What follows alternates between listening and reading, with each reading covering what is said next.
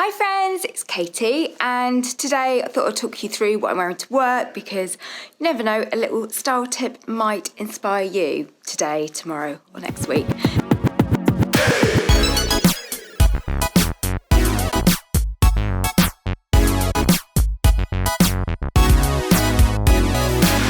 So I'm wearing to work a sparkly sequined jumper.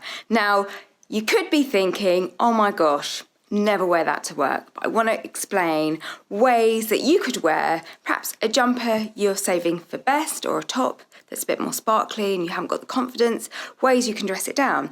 Now this jumper is quite short in the body, so what I've done is I've put them with high-waisted trousers, and high-waisted trousers are always great because they help kind of suck in your tummy, which is amazing.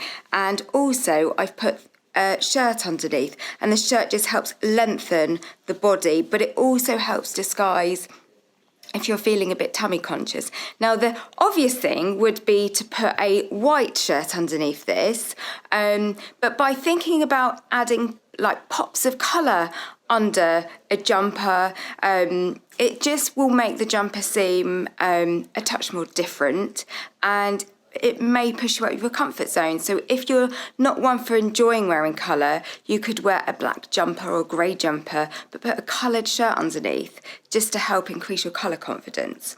I've teamed this look, which can look a bit dressy on top, but I've teamed it with khaki trousers. Now these khaki trousers are wide leg, so they give a really nice silhouette.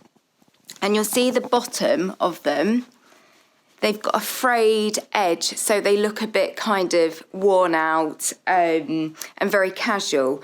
Now, khaki will always make something else that you team it with look more casual and dressed down. I've also put on my Converse here, a Converse high top, and Converse high top are also, or any Converse, again, any sneaker trainer, really good at giving more of a dressed down kind of look. I hope that's inspired you, and I'll see you again soon.